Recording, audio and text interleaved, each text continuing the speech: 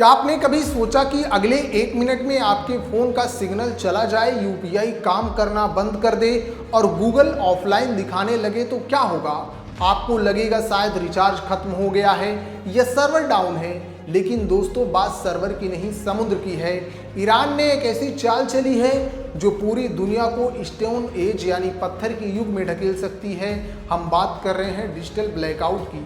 लोग कह रहे हैं कि ईरान स्टेट ऑफ होर्मुज में इंटरनेट की तारें काट देगा, लेकिन सवाल यह है कि क्या एक देश पूरी दुनिया का इंटरनेट बंद कर सकता है? क्या भारत का डिजिटल सपना एक झटके में टूट जाएगा?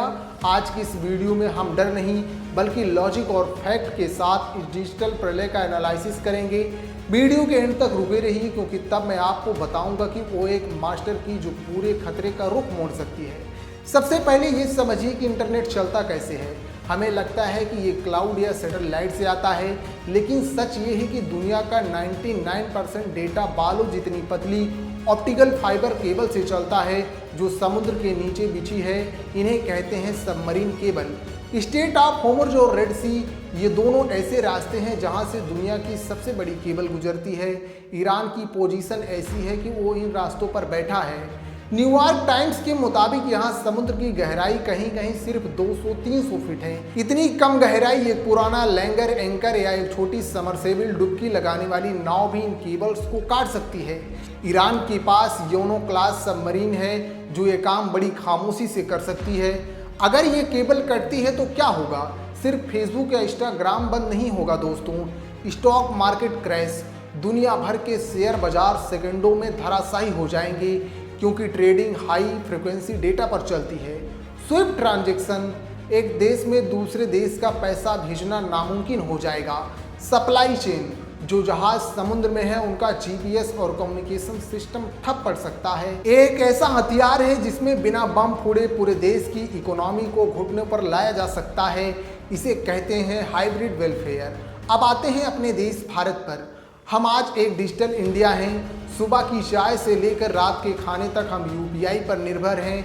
भारत का 90% से ज़्यादा इंटरनेशनल डेटा मुंबई और चेन्नई के लैंडिंग स्टेशन से आता है। अगर ईरान ने मिडिल ईस्ट में केबल काटी तो भारत का पूरा संपर्क यूरोप और अमेरिका से टूट जाएगा। जरा सोचिए उस बेटे के बारे में जो अमेरिका में बैठे अपने बीमार माँ बाप से वीडियो कॉल पर बात करता है, संपर्क टूट जाएगा। उस डिलीवरी बॉय के बारे में सोचिए जिसकी रोजी रोटी ऐप से चलती है, उसका चूल्हा ठंडा हो जाएगा। भारत के आईटी सेक्टर को हर घंटे हजारों करोड़ों का नुकसान होगा। ये सिर्फ कनेक्टिविटी की बात नहीं है, ये हमारी तरक्की की लाइफ लाइन है। लेकिन क्या इतना आसान है? नहीं। अब सुनिए वो लॉजिक जो आपको कोई नहीं बताएगा। दुनिया के पास रिडंडेंसी है, इंटरनेट किसी एक तार से नहीं चलता। अगर एक रास्ता बंद होता है तो डेटा को रीरूट किया जा सकता है। भारत के पास दूसरे रास्ते भी हैं, जैसे कि साउथ ईस्ट एशिया के रास्ते डेटा मंगवाना। दूसरी बात, केबल रिपेयरिंग शिप्स। दुनिया भर में ऐसी जहाजें हैं जो कटी हुई केबल्स को 48 से 72 घंटों में जोड़ देती हैं। ईरान अगर माइंस बिछाता है तो वो पूरी दुनिया से दुश्मनी मोल लेगा और चीन, रूस जैसे उसके दोस्त भी इसमें प्रभावित होंगे। तो क्या ईरान खुद के दोस्तों का नुकसान करेगा? लॉजिक कहता है नहीं। खतरा रियल है, लेकिन ब्लैकआउट का डर थोड़ा ज़्यादा है।